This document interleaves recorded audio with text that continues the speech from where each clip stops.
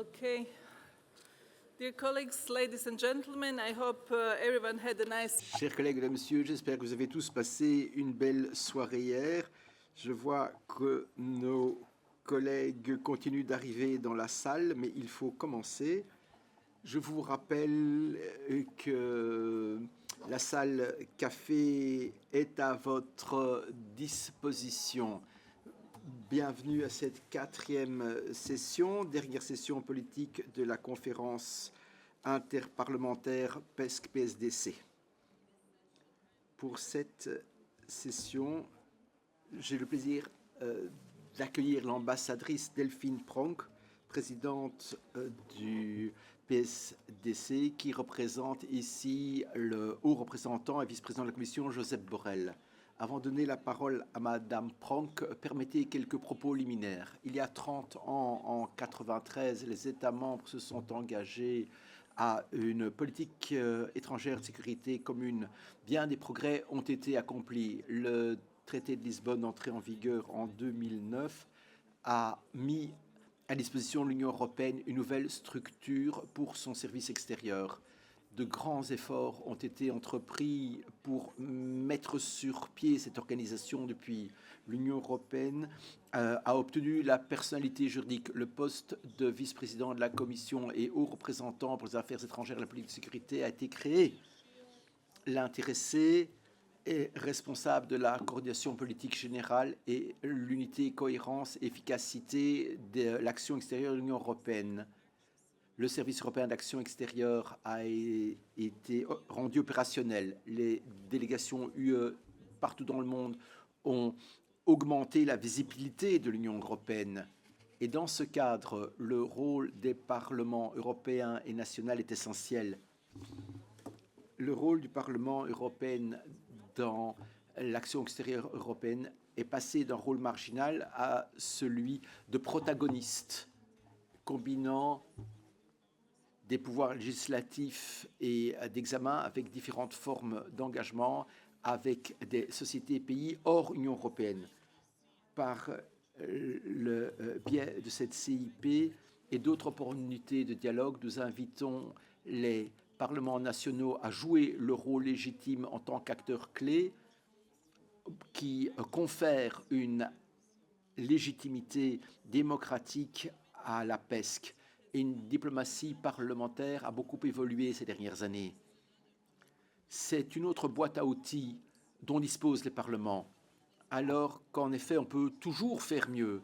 La question est moins de savoir comment rendre ceci efficace que de renforcer les synergies entre exécutif et diplomatie parlementaire pour en arriver à de meilleurs résultats. Pour faire face aux défis du jour, il faut davantage de présence de l'UE au niveau mondial.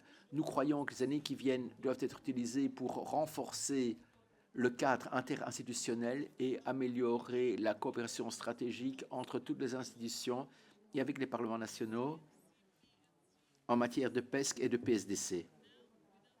À présent, sans plus tarder, je donne la parole à l'ambassadrice Pronk pour un quart d'heure au plus.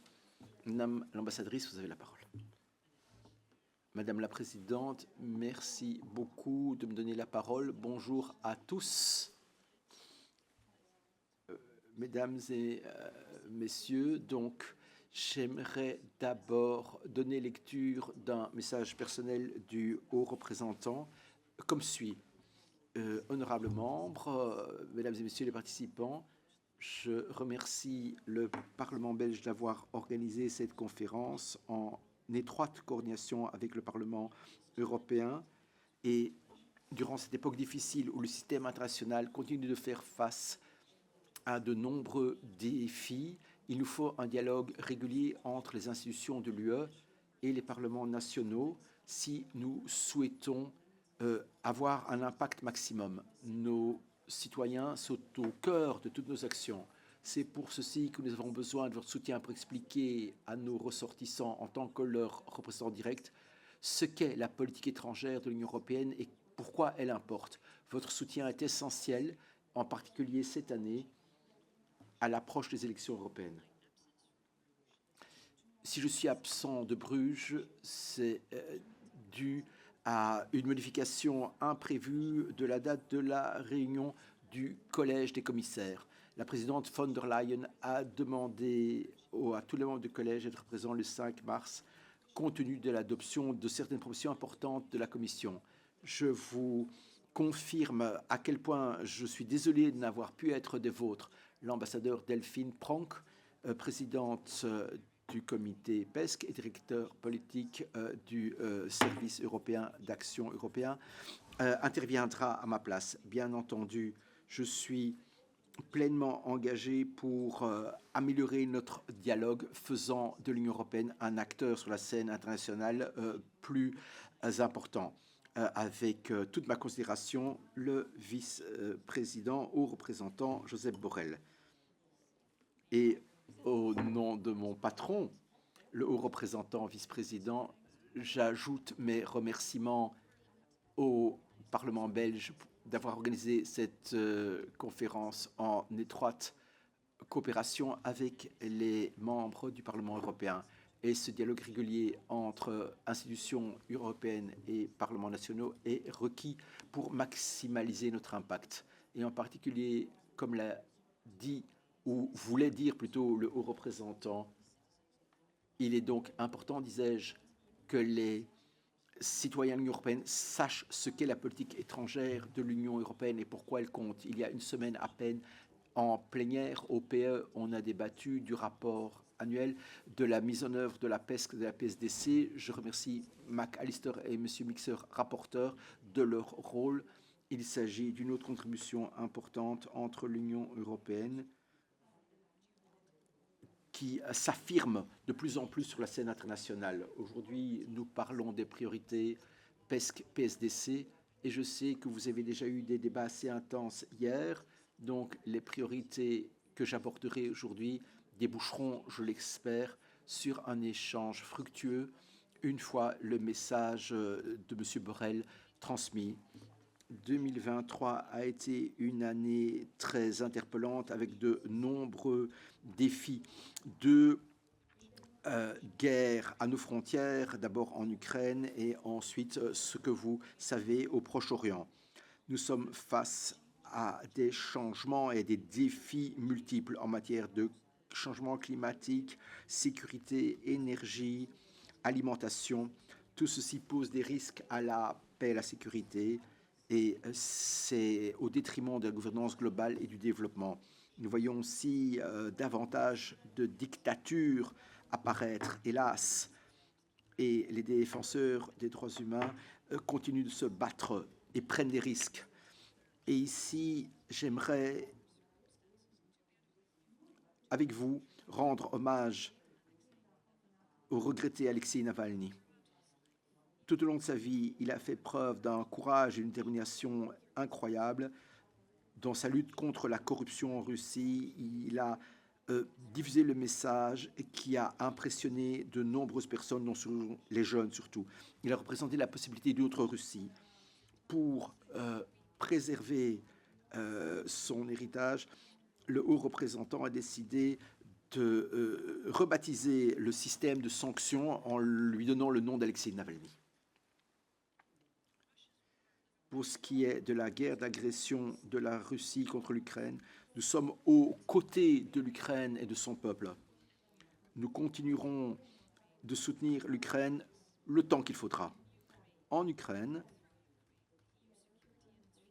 la sécurité de l'Union européenne et son avenir sont en jeu. L'Ukraine est sur ligne de front entre démocratie et autoritarisme, entre un monde gouverné par le droit et un autre par l'arbitraire. L'Union européenne et ses États membres, à ce jour, ont mobilisé à peu près 28 milliards d'euros en aide militaire.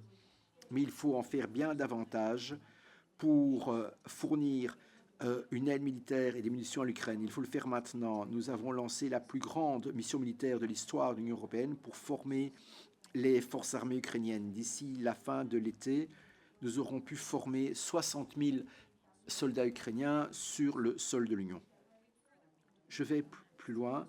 Nous avons adopté des actes judiciaires concernant les revenus extraordinaires revenant à des personnes privées.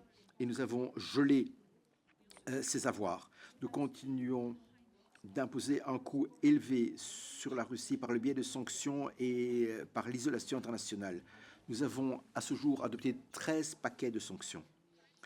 Les crimes et atrocités commis en Ukraine sont d'importance historique. On ne peut les comparer qu'à ceux de la Deuxième Guerre mondiale et ne peuvent pas ne pas être sanctionnés. L'Union européenne est favorable à ce que les responsables soient en effet mis devant leurs responsabilités. M. Borrell a parlé de l'Ukraine lors de la ministérielle G20 à Rio.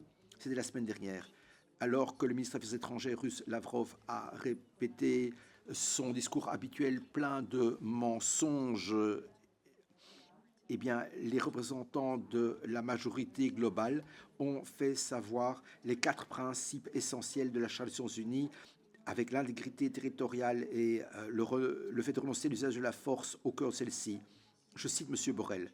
J'ai été impressionné de voir la Russie isolée à ce point dans ce contexte. Je passe au point suivant, Gaza, la situation au Proche-Orient. Je sais que vous avez un débat assez animé à ce propos hier, ici. Donc, vraiment,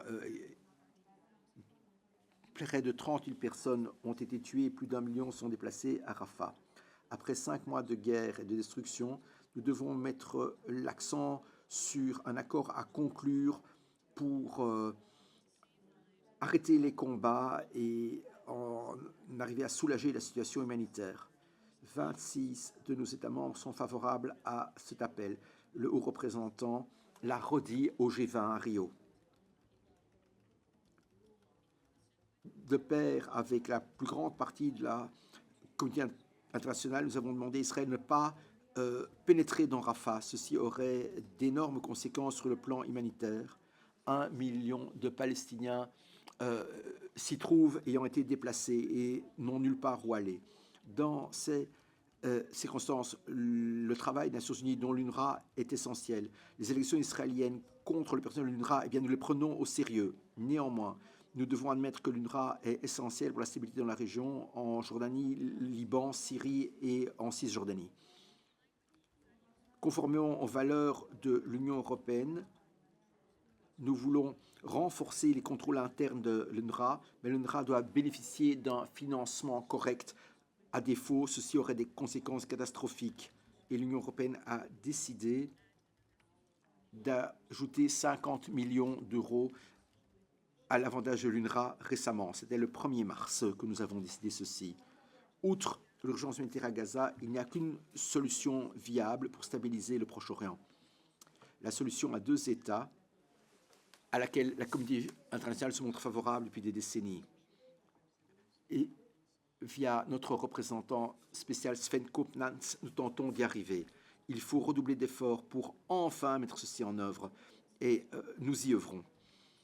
Sécurité et défense.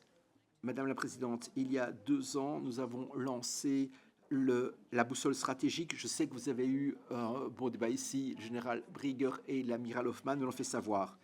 À l'époque, il y a 2 ans, M. Borrell avait dit que l'Europe était en danger. Et à l'époque, c'est passé à peu près inaperçu. Maintenant, c'est l'évidence même. Tout le monde parle de défense et d'industrie de la défense maintenant. Nous n'allons pas pouvoir jouer de rôle géopolitique si nous ne sommes pas capables de nous défendre. Une défense européenne renforcée avec les États membres dépensant davantage et coopérant mieux aidera aussi à renforcer l'OTAN. La défense est une compétence nationale.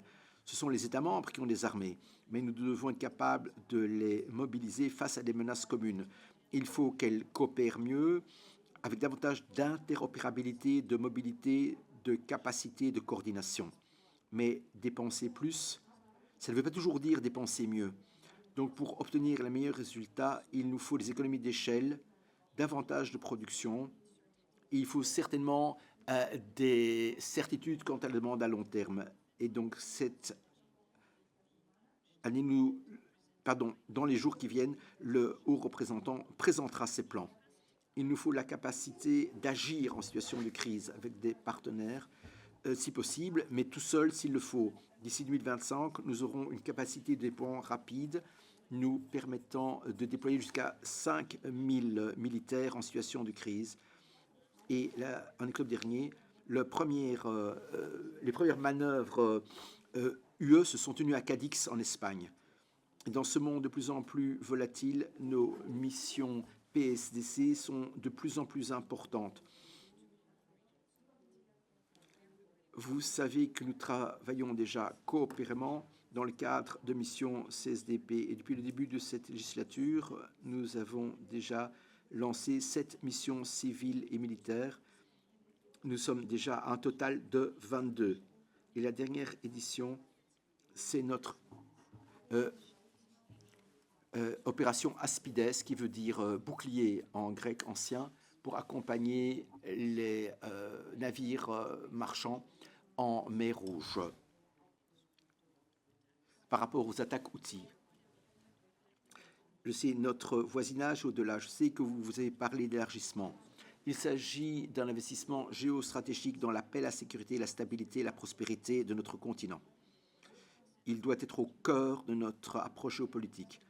Notre engagement se base sur l'action. En décembre 2023, nous avons établi véritablement une borne dans notre histoire en ouvrant les négociations d'adhésion pour l'Ukraine et la Moldavie, qui ont toujours fait preuve de conviction européenne en dépit de la difficile situation qu'elles connaissent. Nous avons aussi décidé d'accorder à la Géorgie le statut d'État candidat. Et nous avons dit que les négociations avec la Bosnie-Herzégovine progressent bien. Et nous avons répété notre engagement en faveur de l'avenir européen des 6 pays des Balkans occidentaux. Nous voulons aussi en arriver à une normalisation des relations entre la Serbie et le Kosovo. Outre l'élargissement, nous avons aussi augmenté notre coopération en matière de sécurité et défense avec la Moldavie, la Géorgie et l'Arménie. Les tensions dans le Caucase du Sud ajoutent une nouvelle couche de difficultés dans la région et notre engagement fort en faveur de la normalisation entre l'Arménie et l'Azerbaïdjan n'a pas changé. Et au Sud, nous devons avoir la même qualité de relation avec l'Afrique que nous avons avec l'Ukraine. Nous continuons d'être impliqués au Sahel. Cette région est essentielle pour nous, c'est l'évidence même. Par rapport à des valeurs universelles, la sécurité, aussi pour lutter contre le terrorisme, nous devons aussi nous attaquer à la migration régulière et aider au développement économique. Il y a un acteur mondial qui pèse partout de l'Indo-Pacifique à l'Amérique latine, c'est la Chine. Nous devons recalibrer notre approche par rapport à la Chine et nous devons avoir une stratégie de réduction des risques pour éviter toute dépendance excessive à ce pays. Le 7 décembre 2023, nous avons eu un sommet UE-China qui a permis des échanges francs. La Chine continuera d'être un partenaire, un concurrent et un rival. Nos valeurs et systèmes politiques sont fondamentalement différents. L'Union fait régulièrement savoir ses préoccupations en matière de droits de l'homme. Et l'attitude de la Chine dans la guerre en Ukraine pèse sur la relation UE-Chine. Et l'Union européenne a fait savoir à la Chine qu'elle utilisera son influence pour modérer peut-être l'approche russe. Pour en arriver à une relation plus équilibrée avec la Chine, nous travaillons beaucoup à développer notre stratégie indo-pacifique. Le 2 février 2024, le haut représentant a présidé la 3e réunion ministérielle UE Indo-Pacifique à Bruxelles. Important jalon dans nos relations avec ses partenaires. Enfin, un mot sur l'Amérique latine. D'énormes progrès ont été réalisés pour mieux comprendre les priorités réciproques lors de notre dernier sommet en juillet 2023. Il est temps de poursuivre sur la lancée et être plus présent sur le terrain. Madame la Présidente, j'aimerais revenir sur le renforcement du multilatéralisme. Nous sommes face à un paradoxe. Nous avons un monde de plus en plus multipolaire alors que le multilatéralisme bat en retraite. Nous devons en effet continuer d'agir ici. Nous savons que nos partenaires, surtout du Sud global, estiment que nous n'en faisons pas assez, en dépit du fait que notre palmarès en matière d'aide, de financement pour le climat, de dette est meilleur que ce qu'on prétend. nous devons vraiment en arriver à un récit positif, crédible et basé sur des preuves. La Global Gateway est maintenant un élément de stratégie pour contacter le Sud. Nous avons réussi à mobiliser 66 milliards en investissement et véritablement, c'est notre meilleur argument dans cette lutte des récits. Et il faut en effet des Nations Unies adaptées au jour d'aujourd'hui et à l'avenir. Nous en avons parlé au G20 à Rio. Il faut réformer le Conseil de sécurité des Nations Unies pour mieux représenter toutes les régions du monde, dont l'Afrique, l'Amérique latine et les Caraïbes, a fait l'objet d'un large consensus. Et en effet, l'UE prône l'attribution d'un siège à l'Union africaine au G20. Il faut relancer le multilatéralisme, mais il y a des lacunes en matière de gouvernance à combler. Et dans les mois qui viennent, on pourra faire progresser les réformes en la matière en attendant le sommet pour l'avenir en septembre 2024. Madame la Présidente, je vais conclure. Permettez-moi de vous remercier de votre soutien de longue date à la PSDC. Et nous devons, en ces temps difficiles, rester unis. Nous comptons sur vous, membres du Parlement européen et des parlements nationaux, pour vous regrouper et mettre pleinement à profit le potentiel de la diplomatie parlementaire, qui est un outil très utile pour atteindre le reste du monde et en arriver à des partenariats solides. 2024 est l'année où des pays représentant plus de la moitié de la population mondiale, plus de 4 milliards de personnes, eh bien, dans ces pays, des élections se tiendront, elles ne seront pas toutes équitables et correctes. Je sais que c'est le Parlement européen le sauront, et je vous souhaite tout le succès possible. Merci, Madame la Présidente. Merci, Madame l'ambassadrice. Merci de cette allocution liminaire qui dresse la liste des priorités de la PESC et de la PSDC. Ouvrons maintenant le débat. Comme d'habitude, vous obtenez un temps de parole de 90 secondes, ce qui permettra à tout le monde de s'exprimer. Et Zoltan Mameth est le premier à prendre la parole. Merci beaucoup, Juliana. Je souhaiterais exprimer ma gratitude à l'ambassadrice Pronk et informer l'ambassadrice que la Hongrie est l'un des pays qui va reprendre très bientôt le flambeau de la présidence du Conseil. Mais j'aurais une question à poser en ce qui concerne l'épineuse question de la majorité qualifiée, du vote à la majorité qualifiée. Dans la déclaration finale, on peut lire une déclaration, je cite, « Nous allons appuyer le vote à la majorité qualifiée pour les matières liées à la PESC et la PSDC. » Nous savons qu'il s'agit de la position de deux individus, de deux instituts qui ont signé ces déclarations, à savoir la Belgique et le comité des relations extérieures du Parlement européen. Mais j'aimerais clarifier ici que mon pays est contre l'application de la règle à majorité qualifiée en matière de PESC et PSDC. Il en relève des principes fondamentaux de l'Union européenne, à savoir que tous les États membres sont sur un pied d'égalité. Et c'est également un principe qui sous-tend le multilatéralisme. Si nous pratiquons le multilatéralisme à l'international, il faut également le pratiquer au sein de l'Union européenne. Cette proposition irait à l'encontre de l'unité dans nos rangs, qui pourrait être sapée si de grands pays se mettaient à voter contre de plus petits pays. Cela saperait notre souveraineté, notre identité nationale et je pense même l'efficacité du fonctionnement de l'Union européenne. Regardez ce qu'il en est à l'OTAN. Je pense qu'il faudrait nous joindre aux propos de Federica Mogherini, qui, elle, s'est exprimée contre cette idée d'application de la majorité qualifiée à la PSDC, et j'espère que dans cette salle, il y aura une grande majorité qui se dégagera en faveur de la position que je viens prendre. Oui, merci beaucoup. Merci de respecter le temps imparti. Monsieur Ravenat du Parlement européen. Merci. Je suis indignée par le manque de réflexion et l'absence de critères quant à l'étude de notre propre fonctionnement.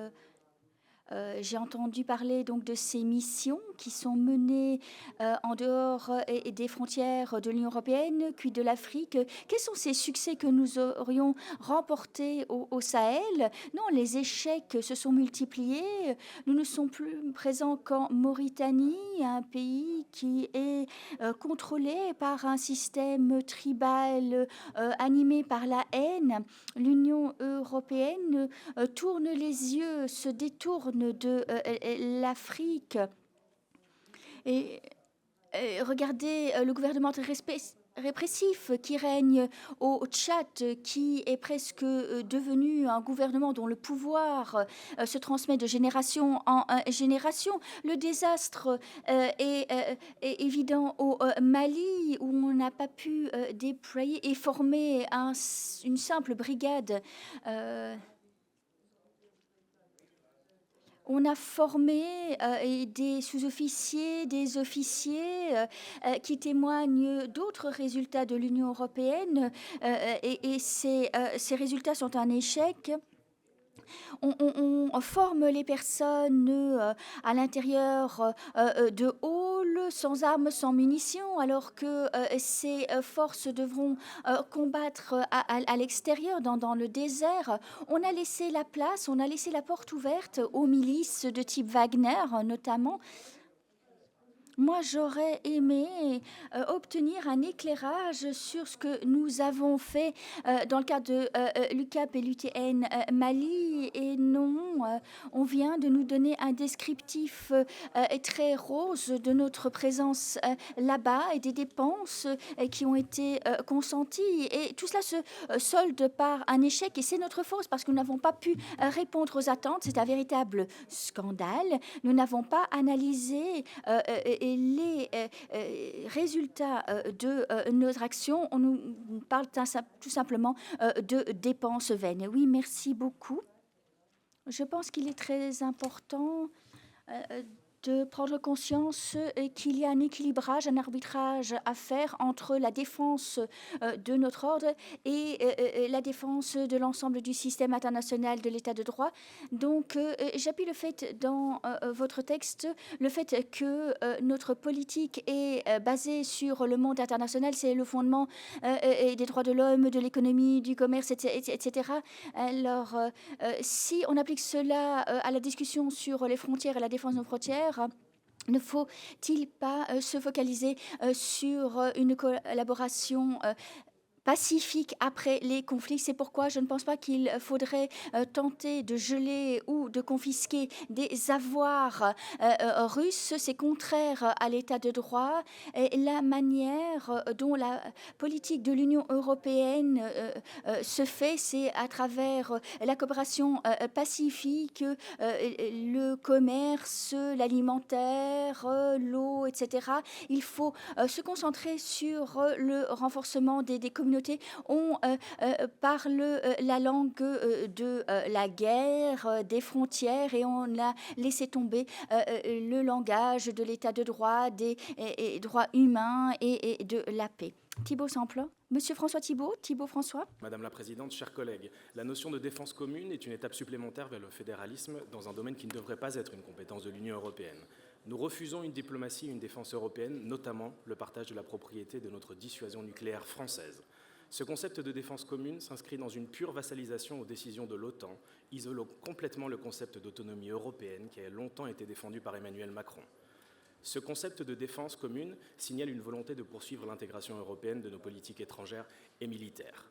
Il n'est pas acceptable de placer nos forces armées sous un commandement qui ne relève pas de la souveraineté nationale française et de son peuple, et encore moins avec une majorité qualifiée. En réalité, vos priorités consistent à mettre fin aux politiques étrangères indépendantes des États membres de l'Union européenne et consistent à un effacement des nations au profit d'un super-État bruxellois. La voix de la France doit rester forte et indépendante dans un concert des nations. Et je vous rappelle que je suis fièrement entré en politique après 2023, quand la France s'est opposée et a été un des seuls pays à s'opposer à l'ONU à un lancement de la guerre en Irak sur la base d'un mensonge. Je dis bien sur la base d'un mensonge. Si nous avions eu une armée européenne et une sécurité commune à cette époque, l'armée française serait allée en Irak. Et je m'y refuse. Nous soutenons les domaines et actions de bon sens et de coopération au niveau européen, mais jamais, je dis bien jamais, nous n'accepterons un commandement européen de nos armées. Je vous remercie. And now we have Gerard Crogbell. Le représentant irlandais, merci Madame la Présidente.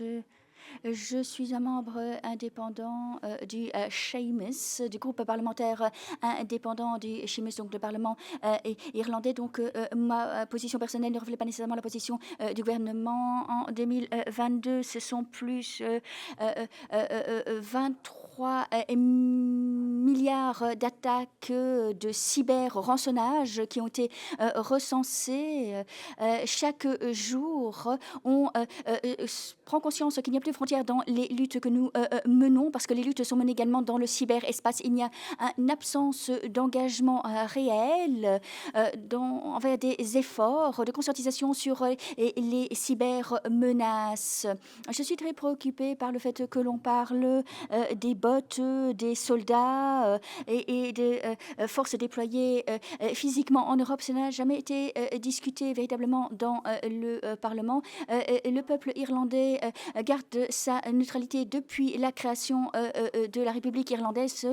Notre peuple est neutre. On ne peut pas avoir une armée européenne sans avoir un réseau de renseignement en Europe, et il faut arrêter de parler de la militarisation de l'Europe. Par conséquent, on parle de l'appui à l'Ukraine. Oui, hier, on a parlé d'une absence de fourniture d'équipements, de munitions. Ça, c'est pas un véritable appui que l'on donne à l'Ukraine s'il est aussi maigre. Il y a des États membres qui individuellement font des déclarations qui n'ont pas comme base d'appui un consensus partout en Union européenne. Je ne veux pas que l'on se mue en une sorte de Conseil de sécurité des Nations Unies qui est une instance totalement dysfonctionnelle, n'a pas véritablement de rôle dans le monde. Il faut peut-être marquer une pause pour mener un débat au niveau international, pour faire déclarer un accord. Les Français, comme il vient d'être dit, ne veulent pas que des soldats français soient placés sous un commandement étranger, donc qui ne soient pas français. Donc marquons une pause, ne nous précipitons pas. S'il vous plaît. Merci Madame la Présidente.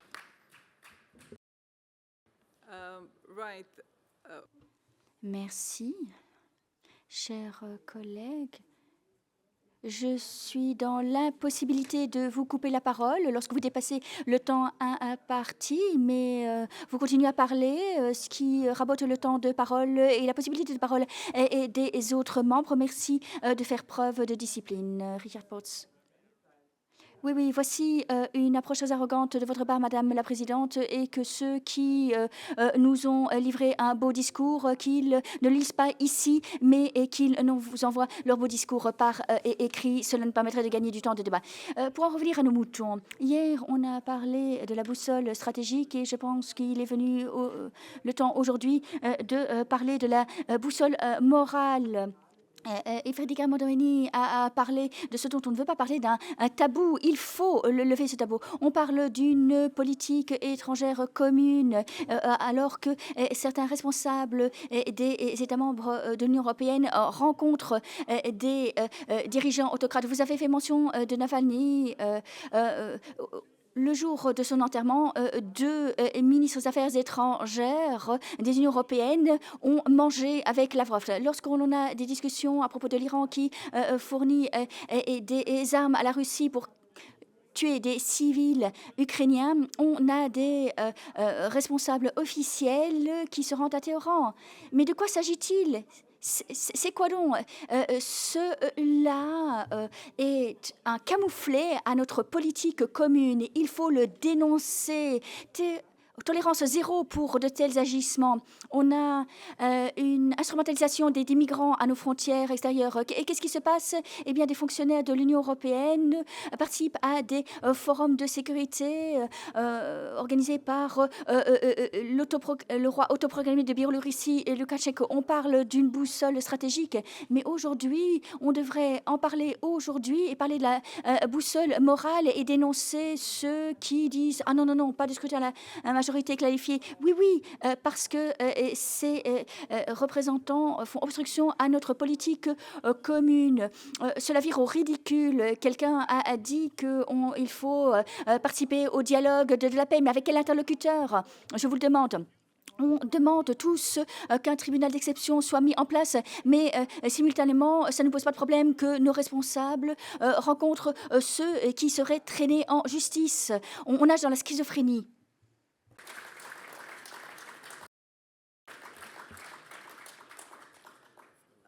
As far as your Alors, vous ne me serrez plus la main comme les Iraniens depuis Madrid. Ceci pour répondre à votre remarque personnelle. Je vous demanderai de ne pas vous livrer à des commentaires à titre personnel, s'il vous plaît, tout simplement pas à mon adresse. Je suis ici pour animer les débats. André Flau. Ce matin, il faut tout d'abord remercier et féliciter les organisateurs et le personnel pour cette réunion. Je crois qu'il ne faut pas les oublier. Ensuite, vous l'avez dit, dans le contexte actuel et anxiogène, il y a une importance de plus en plus grande de la diplomatie parlementaire qui doit être basée sur le dialogue, le partenariat, le respect avant tout et la recherche de la paix. Il y a aussi une urgence à réhabiliter le pouvoir des organisations multinationales, à commencer par l'ONU, et nous devons aussi garantir, et ça c'est très important, la même attitude de fermeté pour le respect par tous et partout de la législation internationale, à commencer par la Russie, par Israël et également à l'est du Congo et l'Afrique. Il faut redéfinir aussi l'équilibre mondial, vous l'avez dit, en ce qui concerne l'ONU, notamment en intégrant l'Afrique, mais aussi les pays du Sud. Et en ce qui concerne, je crois qu'il faut féliciter M. Borrell pour son travail. Il se place dans la lignée des Solana, Mogherini et je crois que c'est important à souligner.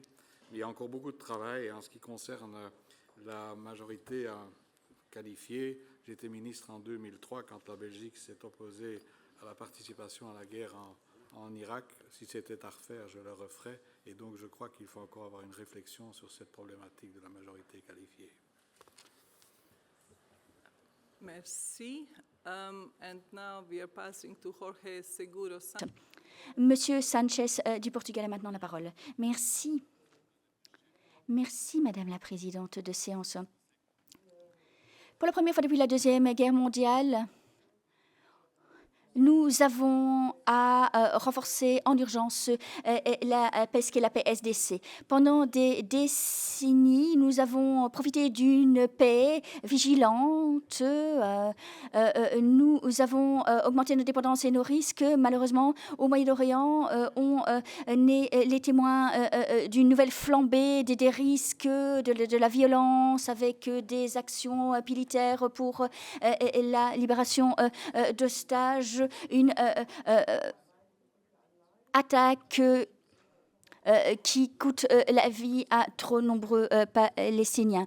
Il va falloir discuter de toutes les conséquences sérieuses pour l'Europe et l'humanité, et le conflit en Ukraine et la situation tragique dans le Moyen-Orient nous invitent à travailler de concert pour gérer les crises, les surmonter, pour protéger les citoyens, renforcer la paix et la sécurité au niveau international. L'Union européenne doit poursuivre sa défense de la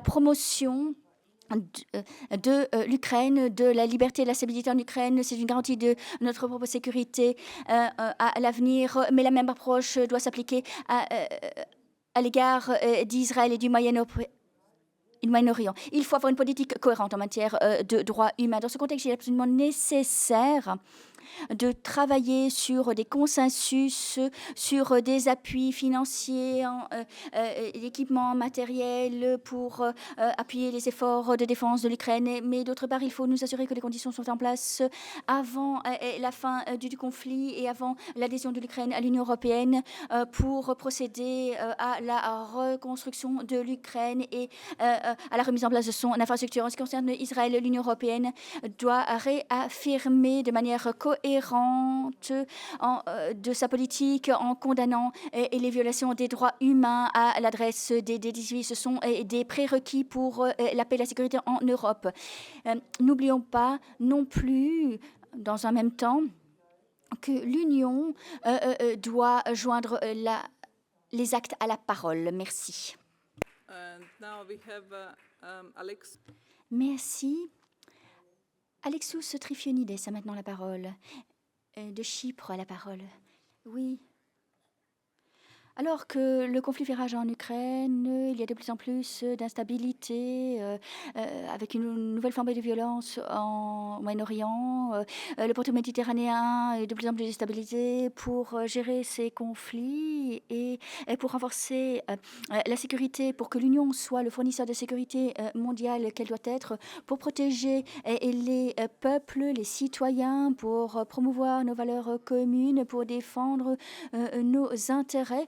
Pour tout cela, l'Union doit intégrer l'architecture de sécurité, la doter de capacités et de ressources suffisantes, cette infrastructure de défense et de sécurité. Des avancées significatives et de premiers résultats ont été glanés dans ce domaine, y compris grâce à la boussole stratégique. Et cependant, une vision commune qui nous mène à une position unie sur des dossiers essentiels fait encore défaut. Nous ne pouvons toujours pas, en Union européenne, agir d'une seule et même voix et rapidement lorsque nous sommes exposés à des risques sécuritaires. Nous avons besoin de plus de stabilité en Moyen-Orient. Le lien est clair avec la stabilité et l'unité de l'Union européenne parce que tout cela se passe sur notre pourtour méditerranéen. Nous devrions placer tout en haut de notre agenda politique européen le Moyen-Orient et notre stabilité. À défaut de quoi, nous risquons une escalade encore plus large de la violence dans cette région. Il faut nous atteler à cette tâche, à cette stabilisation sans attendre. L'Union doit assumer plus de responsabilités dans cette région. Nous en appelons à l'Union européenne pour qu'elle soit plus présente, soit plus visible sur cette partie du pourtour méditerranéen au Moyen-Orient. Madame l'ambassadrice, comment l'Union va-t-elle poursuivre ce travail de prévention et d'escalade des violences entre le Hamas et Israël pour éviter une extension du conflit à tout le Moyen-Orient, un enflammement? J'aimerais vous entendre sur ce point. Merci, André Crisp. Désolée de mal prononcer votre nom. Merci, Madame la Présidente. Collègues, selon moi, les assurances de la PESC et la PSDC et ses objectifs principaux pour 2024 seront de poursuivre l'implication de l'Union européenne pour répondre à l'agression russe en Ukraine. Le grand défi sera de maintenir l'unité, le front commun de soutien de l'Ukraine avec tout son corollaire d'assistance de divers types. En 2023, dans le contexte de la politique d'élargissement, notre priorité et notre défi simultané sera de maintenir la dynamique forte du processus d'adhésion pour la Géorgie, la Moldavie et l'Ukraine, sans oublier les Balkans occidentaux, bien sûr. Au niveau de la politique mondiale, il sera crucial de maintenir le partenariat stratégique essentiel de l'Union européenne et des États-Unis. On a besoin de renforcer le rôle de l'Union européenne pour le façonnage d'un environnement international pour plus de sécurité énergétique notamment. Il faudra consolider les partenariats avec les partenaires existants et peut-être jeter des ponts, des passerelles vers de nouveaux partenaires. En 2024, nous nous préparons, nous Polonais, à reprendre le flambeau de la présidence du Conseil. Cela se fera en 2025. Nous travaillons à la programmation de notre présidence avec la Troïka et on va bien entendu inclure les dossiers de politique extérieure dans cette programmation. Merci beaucoup. Il nous reste encore 11 demandes de parole et il nous reste du temps jusqu'à 11h15. Alors, je ne sais pas comment relever ce défi et certains de nos collègues m'ont demandé de pouvoir clore les débats un petit peu plus tôt, histoire d'attraper leur avion. N'oubliez pas qu'il faut accorder un droit de réponse à Madame l'ambassadrice Sarah Nani. Merci beaucoup. Je pense qu'il apparaît à toutes les personnes présentes dans la salle que l'OTAN demeurera le pilier de la défense en Europe, indépendamment de nos efforts pour établir des structures. Voilà à quoi va ressembler notre infrastructure de défense en cas de crise. Mais l'Union européenne peut redoubler d'efforts sur l'industrie de l'armement. On s'y attelle déjà. Je me réjouis d'entendre la proposition de la Commission européenne relative à l'industrie de l'armement. Nous savons pourquoi M. Borrell n'est pas présent parmi nous aujourd'hui. Nous savons que c'est en lien avec cette stratégie. Et ce n'est pas un bon signe qu'il ne soit pas présent aujourd'hui parce que cette stratégie va être publiée lors de notre réunion. Cela fait depuis 2017 que M. Borrell n'a pas assisté à notre conférence et c'est regrettable. J'aimerais remercier l'ensemble des collègues qui continue à travailler sur cette perspective commune en Union européenne en matière de PESC, de PSDC et de renforcement de notre politique étrangère. J'espère que nous continuerons à faire preuve de pragmatisme sur ces dossiers. Une toute dernière phrase pour conclure. Ceux qui se permettent de répéter la propagande russe ici, j'aimerais qu'ils me disent le montant de l'enveloppe qu'ils reçoivent pour ce faire. Okay. So now we have Bien, la parole est à J.P. Kopska. Merci, Madame la Présidente. Je promets d'être concis. J'ai écouté avec attention l'ensemble des commentaires sur la guerre, l'assistance, l'argent. Petit rappel d'une guerre oubliée de septembre dernier. C'est la guerre qui fait rage dans le Haut-Karabakh. L'Azerbaïdjan occupe tout le croissant est à la frontière avec l'Arménie, ce qui a provoqué l'exode de plus de 120 000 personnes qui ont dû se déplacer, tout quitter en à peine 3 jours. N'oubliez pas, toutes ces personnes déplacés à la dérive en raison des conflits. Serait-il possible d'obtenir une aide pour ces Arméniens chassés du Haut-Karabakh, privés de leurs biens essentiels? Ils ont dû rassembler des biens de première nécessité dans leurs véhicules et tout quitter leur maison, leur chez-soi. Je voulais tout simplement vous rappeler qu'une autre guerre faisait rage, que d'autres personnes se souffraient et que c'est une guerre qui est passée sous silence. Si on pouvait aider ceux qui sont encore emprisonnés dans le cadre de ce conflit, si on pouvait contribuer à leur libération pour qu'ils puissent rentrer chez eux, ce serait quand même une très bonne chose. Merci beaucoup. Jenchor Kalumakini. Merci, Madame la Présidente.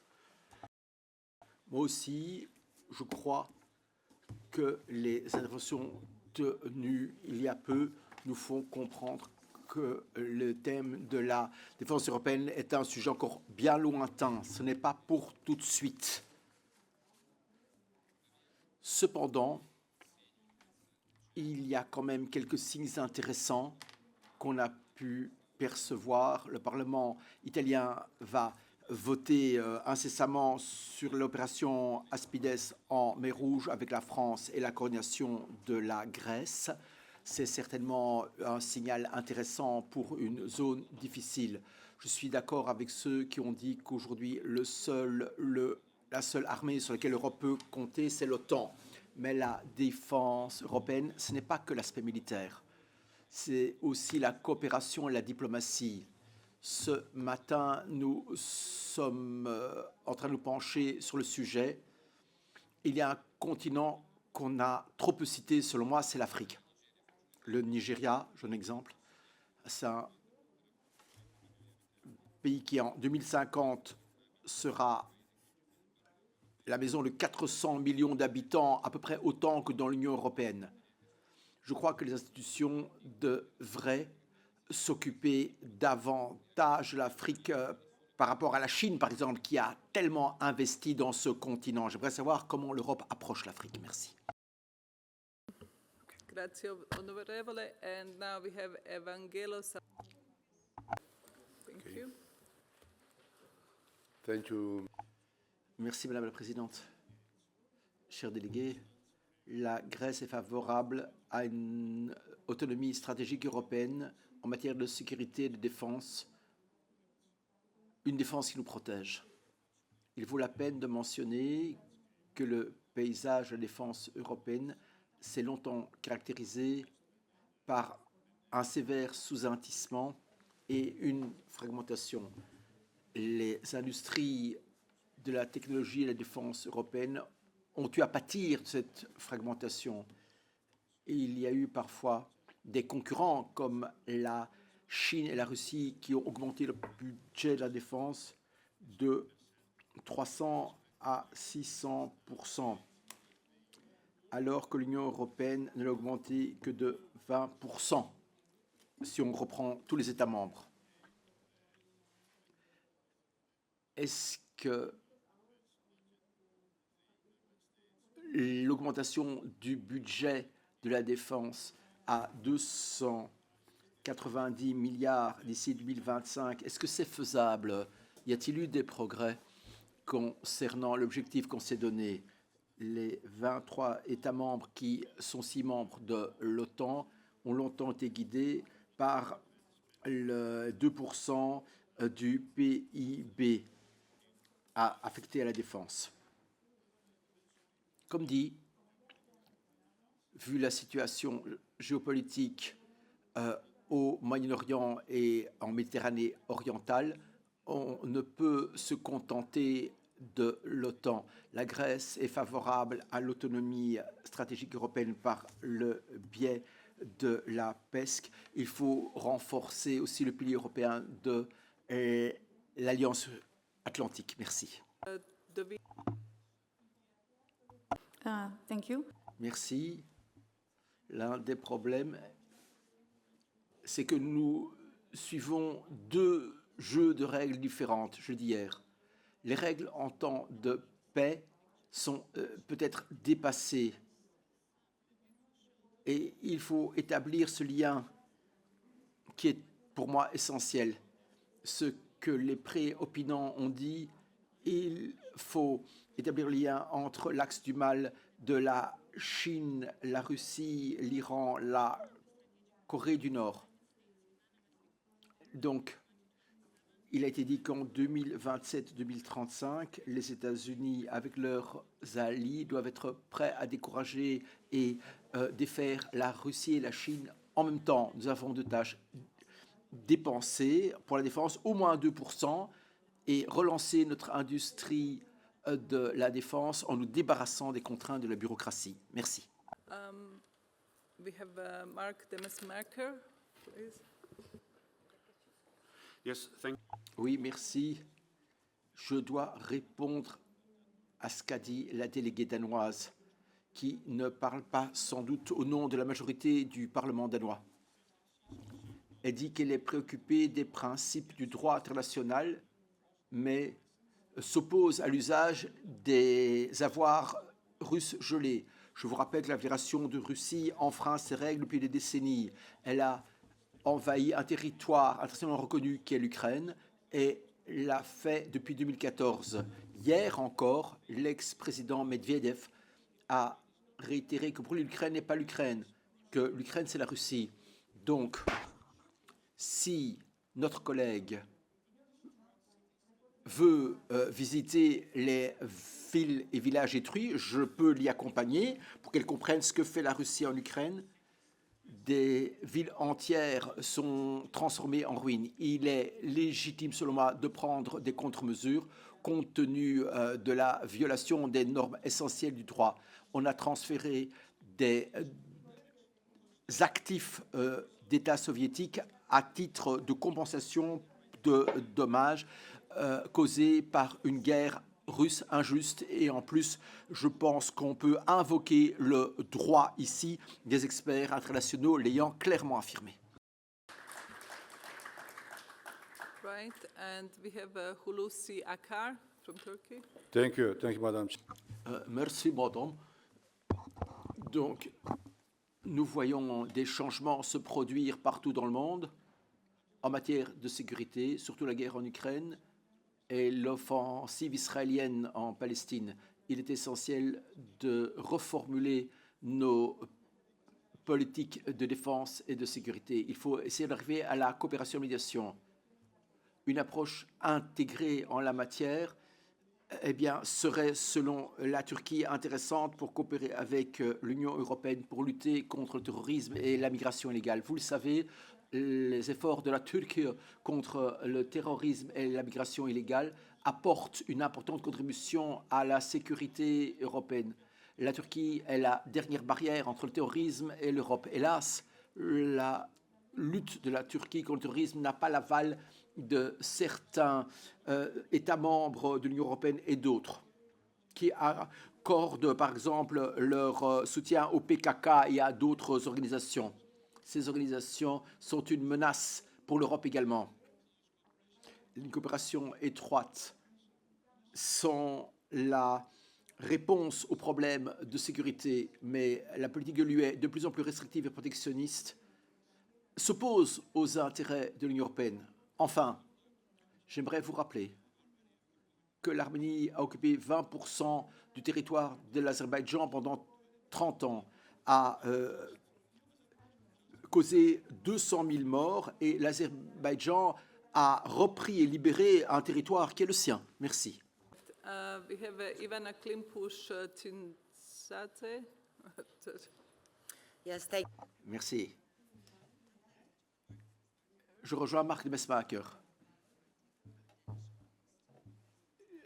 J'aimerais inviter notre collègue danoise à visiter l'Ukraine. Je lui servirai volontiers de guide. Non seulement nous croyons en des valeurs communes, mais nous nous sommes levés pour les défendre face à une attaque de la Fédération russe que nous n'avions en rien provoquée. Je le répète. Et donc, le pouvoir russe, ce sont des criminels de guerre. S'attendre qu'avec les intéressés, on pourra avoir un accord respectant le droit international, c'est faire preuve de naïveté. Qui plus est, soyons honnêtes. Lorsqu'on voit comment certains États de l'Union européenne établissent des relations avec l'Iran et la Fédération de Russie, alors que la sécurité et la défense commune et la politique étrangère de l'UE dit autre chose. Je crois que vous nuisez à votre propre efficacité et à votre capacité stratégique. Je crois qu'il faut en tenir compte au sein de l'Union. Il ne faut pas attendre que les collègues établissent des liens avec la Corée du Nord. Enfin, nous sommes reconnaissants des changements radicaux qui se sont produits au sein de l'Union européenne et de l'aide reçue à ce jour. Madame l'ambassadeur Pronk,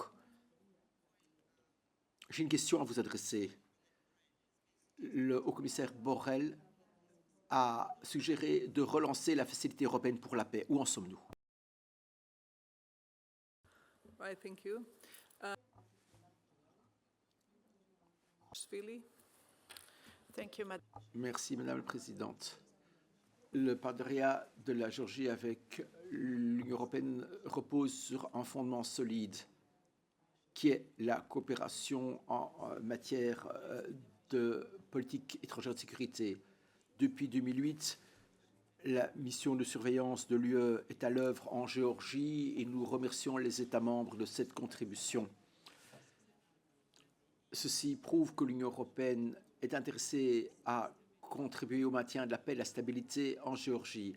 Cependant, mentionnons ici que la mission de l'Union européenne n'a pas accès aux régions occupées de la Géorgie, comme dit dans le mandat de la mission. Cependant, la raison en est la politique agressive de la Russie. Il est important pour nous que cette politique échoue.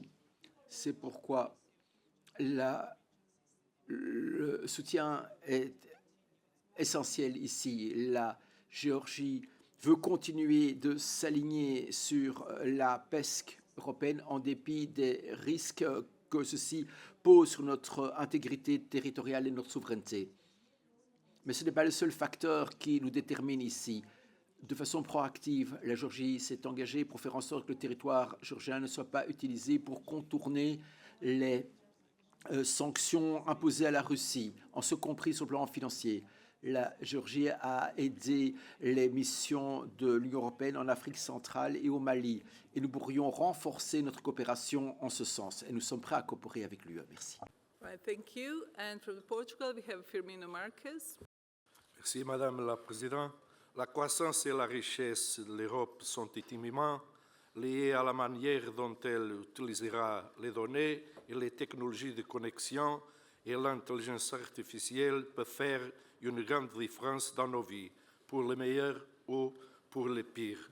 Aujourd'hui, dans l'Union européenne, quelle que soit la position politique de chacun, on observe une menace importante pour les valeurs occidentales qui représentent le triangle formé par la Russie, l'Iran et la Corée du Nord, qui repose en grande partie sur l'utilisation abusive de l'intelligence artificielle et sur les risques élevés que présentent les éléments associés à la gestion des migrations, de l'asile et contrôle aux frontières, en raison des guerres répréhensibles que ce triangle suscite, stimule et encourage.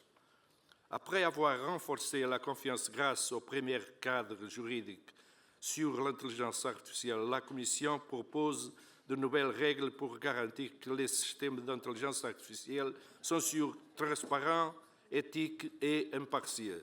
Or, je suis certain que le risque mentionné dans ce chapitre méritera l'attention particulière qui s'impose en termes de sécurité et de protection des valeurs associées à la démocratie et au monde occidental. C'est une vraie préoccupation. Thank you very much. And we have Charles Flanagan. Thank you, Madam Chair.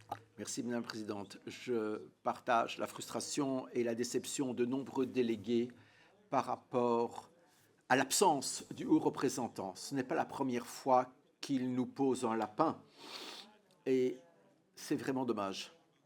C'est dommage dans un cadre où l'Europe devient plus préoccupée de sa sécurité. Je viens d'un petit État, l'Irlande, et je reconnais que nous devons faire davantage avec nos collègues européens.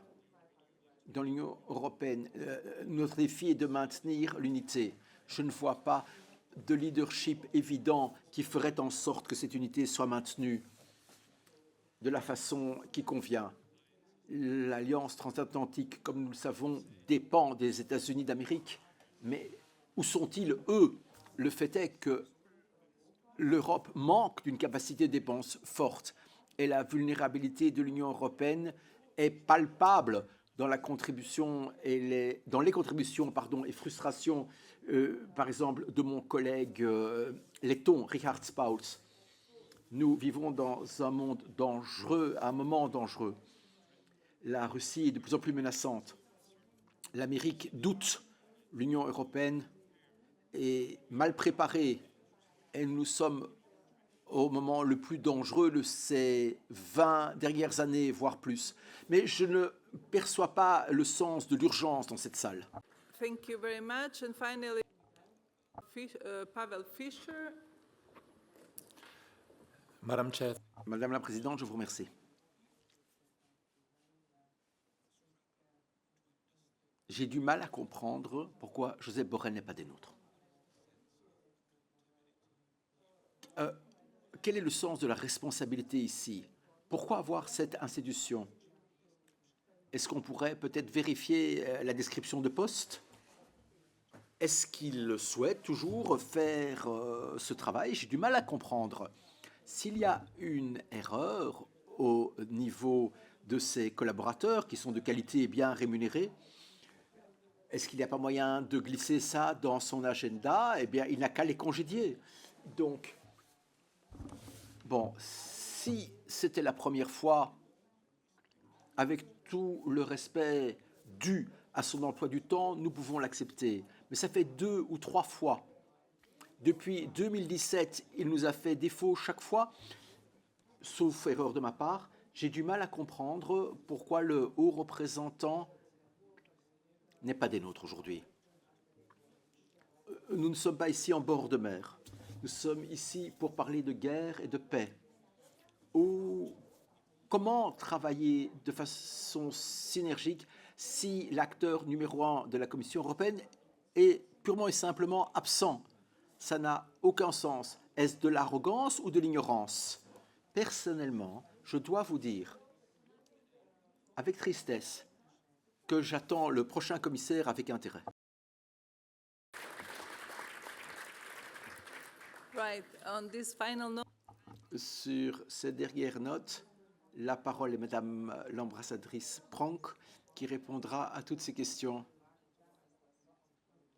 Et alors, j'inviterai la présidence belge à conclure. Merci. Thank you. Merci, Madame la Présidente. J'ai pris soigneusement note des 22 interventions tenues. Et certes, vos messages seront transmis à qui de droit. Je verrai comment je vais tenter de regrouper les questions et remarques. Je commence par remercier la représentante de l'Ukraine qui est des nôtres aujourd'hui. J'aimerais vous rassurer. Le soutien inébranlable de l'Union se poursuit. Vous avez posé une question sur la facilité pour la paix et l'avenir du fonds d'aide à l'Ukraine qui fait l'objet d'un débat au Conseil au niveau de nos dirigeants qui ont répété le 1er février leur détermination en la matière et ont demandé au Conseil d'avancer rapidement.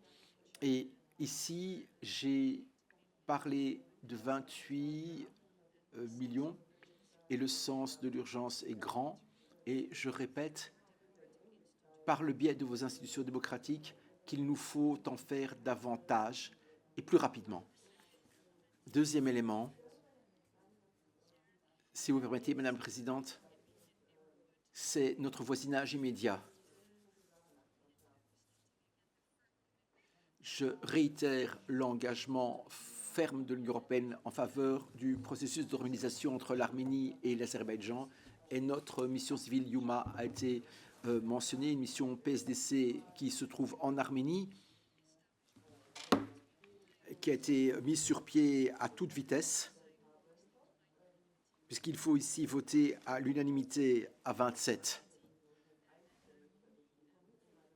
Et j'espère être sur le terrain en avril pour voir les résultats de ces engagements. Dans notre environnement immédiat, donc pour ce qui est de la Méditerranée occidentale et du processus de paix, j'ai dit dans mes propos liminaires que je peux assurer les collègues. On pourrait croire que je suis contenté de donner lecture, mais c'est un vrai message du haut représentant concernant un engagement politique ferme sur tous les éléments que j'ai cités. Pour les opérations Irini, j'aimerais dire que cette opération, nous sommes les seuls à maintenir l'embargo sur les armes par rapport à la Libye. Nous sommes aussi fermement engagés par rapport à Chypre. C'est prioritaire pour nous. Troisième observation, Madame la Présidente, à moins que ce soit la quatrième. Il est toujours question de voisinage immédiat.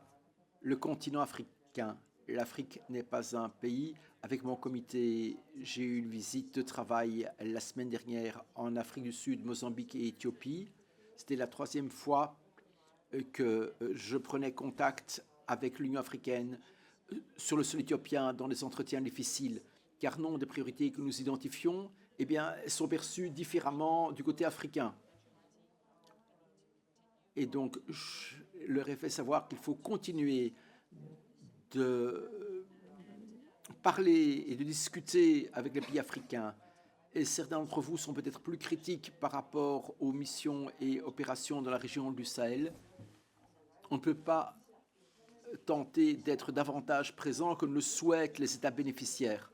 De réussite sur le continent africain, il y en a bien d'autres. Une mission de formation au Mozambique. Nous avons aidé les forces armées mozambicaines à lutter contre le terrorisme à Cabo de Gallo. Et l'autre, ECAP Somalie, on a aidé un gouvernement démocratique qui œuvre à davantage de démocratie encore à lutter contre le terrorisme de Al-Shabaab, l'opération Atalanta pour lutter contre la piraterie.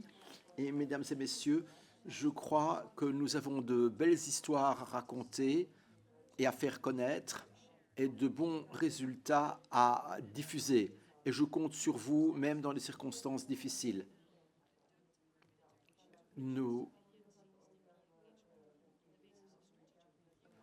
Franchement, nous nous engageons en matière d'opérations PSDC ou civiles sur la base d'évaluation objective et personne n'est plus critique que les États membres.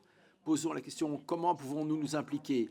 Et si nous sommes sur le terrain, comment y rester et dans quelles circonstances? 5e observation, j'en ai presque terminé, Madame la Présidente. Un sens plus vaste du caractère hybride des menaces qui nous font face. Il a été question de rançongiciel, de cyberattaque. Je suis entièrement d'accord. En effet, il faut sensibiliser. Notre unité SIAC est prête à aider. Donc, nous avons en effet une boîte à outils de cyberdiplomatie qui est parfaitement équipée. Enfin,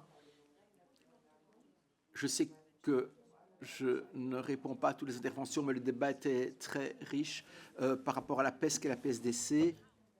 C'est comment décidons-nous? Je préside un comité, mesdames et messieurs, de 27 États membres souverains qui décident à l'unanimité.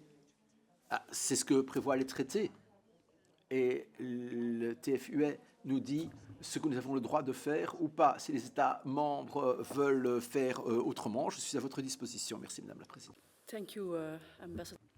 Je vous remercie, Madame l'ambassadrice Pronk, de votre précieuse contribution et des différents éléments que vous avez mis en avant en réponse aux contributions des différents collègues et qui ont participé à ce débat animé. Merci. On a eu un bel échange sur la PESC et la PSDC. Vous avez démontré l'importance des échanges interparlementaires au niveau international également. Les défis ne manquent pas, qui nous attendent. On a besoin d'un leadership dans tous nos pays.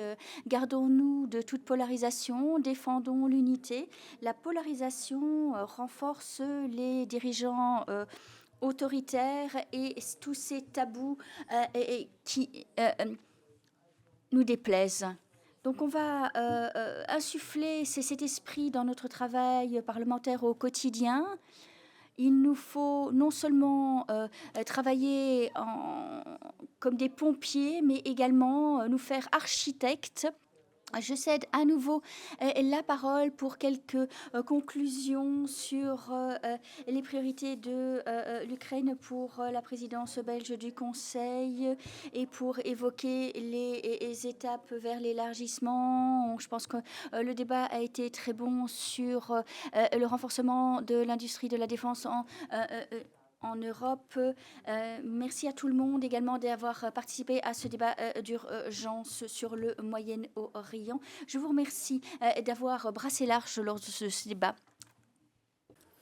Het was ineens een heel ander gezicht op mijn linkerhand, dank je wel. Ik moest ineens invallen, want Jij moest een vliegtuig.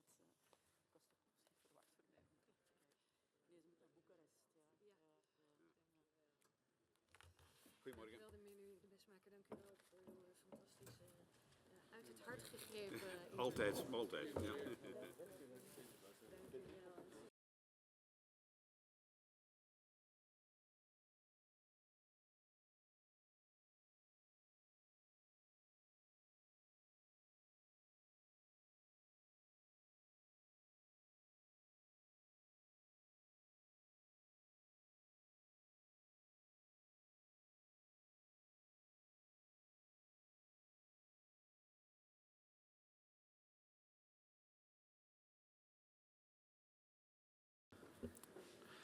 Okay, dear colleagues.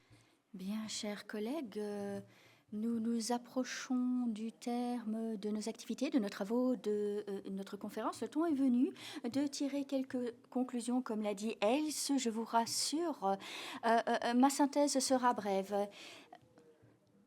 Inutile de rappeler combien cette conférence fut un succès, elle fut productive. Dans cette ville historique de Bruges, qui nous a accueillis et nous a offert l'opportunité également d'approfondir nos échanges et d'élargir nos réseaux personnels.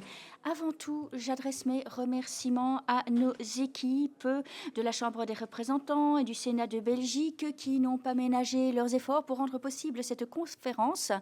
Et je sais que vous serez d'accord avec moi pour garantir une organisation 5 étoiles. Vous vous joindrez, je suis sûre, à mes applaudissements. Bon boulot donc, merci à cette équipe d'organisateurs. Les sessions furent intéressantes, jalonnées de contributions liminaires éclairantes. Tout cela nous donnait du grain à moudre. On a même parlé des tabous, le débat concernant l'appui à l'Ukraine dans sa guerre d'agression. Dans sa défense contre la guerre d'agression menée par la Russie, il faut défaire la Russie. Pour cela, il faut donner à l'Ukraine les moyens, les capacités pour libérer ses territoires et libérer sa population. On l'a rappelé durant cette session, c'est sûr qu'on est entré dans une phase ardue et sensible de la guerre. Durant la session consacrée à l'élargissement ou la réintégration, force est de constater que le concept a à nouveau le vent en poupe. On a besoin de réformes. Doivent-elles, ces dernières, être synchronisées avec l'élargissement? Va-t-on accueillir 1, 2, 3 nouveaux États membres en une seule vague? Eu égard à la boussole stratégique et à la résilience de l'Union européenne, les pistes de coopération, d'approfondissement de la coopération ne manquent pas. Ce qui nous manque, c'est peut-être plus de politique, de volonté politique. Chacun s'accorde pour condamner les actes terroristes menés par le Hamas en Israël, mais on ne peut qu'éprouver énormément d'empathie et souffrir également au vu des souffrances vécues par le peuple européen. Nous avons écouté ce matin l'ambassadrice Pronk qui nous a donné un descriptif de nos efforts PESC et PSDC. Il est regrettable que M. Borrell ne nous ait pas rejoint aujourd'hui. Il était dans l'impossibilité de se faire. Le débat de ce matin fut très animant. Les 3 présidents de la Troïka se sont accordés sur des déclarations communes que vous trouverez sur la plateforme IPEX. Je pense que vous avez reçu cette fiche, n'est-ce pas? Alors, vous pouvez avoir accès, vos collaborateurs peuvent avoir accès à cette plateforme IPEX. Vous retrouverez donc la déclaration conjointe de la Troïka. Rapido presto, je résume cette déclaration qui explore 3 voies. Tout d'abord, on parle de la guerre d'agression menée par la Russie en Ukraine, l'inquiétante constatation que la volatilité augmente au Moyen-Orient, et puis il y a tout un chapitre consacré à la boussole stratégique et à la résilience de l'Europe. La guerre d'agression menée par la Russie contre l'Ukraine nous invite à réitérer notre condamnation de cette attaque. On rappelle le besoin de poursuivre en justice les criminels de guerre. On a besoin de plus d'assistance et on salue la proposition du haut représentant relatif à des garanties à long terme pour l'Ukraine avec des mécanismes d'aide dans le cadre de la facilité pour l'Ukraine. L'ensemble des États membres sont enjoints à tenir rapidement leurs promesses d'assistance et de réaction à toutes les demandes d'aide formulées par l'Ukraine. Sur le dossier du Moyen-Orient, nous avons rappelé combien il est urgent de mettre un terme au cycle tragique de la violence. On condamne la résurgence de l'antisémitisme, de l'islamophobie et de la haine en Europe. On condamne les attaques outils sur la boussole stratégique. L'alignement de la PESC est un signe d'adhésion aux principes de l'Union européenne, porte ouverte à une adhésion future. On reconnaît également l'importance stratégique des Balkans occidentaux. Enfin, et non des moindres, la déclaration donc revient sur la résilience de l'Union européenne et la boussole stratégique où on rappelle la nécessité d'appuyer l'Ukraine. Elle en a besoin et il faut nous préparer à relever des défis rapidement. Pour ça, on a besoin d'être plus résilients. Et on appuie la déclaration sur la coopération entre l'OTAN et l'Union européenne. Alors, vous pourrez lire in extenso cette déclaration si vous la téléchargez à partir de la plateforme IPEX. En conclusion, chers collègues, je vous souhaite un bon retour chez vous. Profitez éventuellement de la ville de Bruges si vous prolongez votre séjour ici. Enfin, profitez-en dès que la pluie s'arrêtera. Elle s'arrêtera juste après la pause déjeuner, au fait. Alors, ça vaut toujours la peine de flâner dans les rues pavées de Bruges. On se retrouve en Hongrie pour la prochaine conférence. J'invite le chef de délégation hongroise à nous présenter en quelques mots le calendrier, le lieu de cette prochaine conférence et les modalités générales. À vous.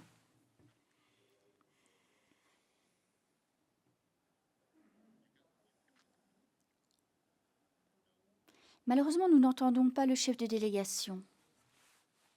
Alors maintenant, le micro devrait fonctionner.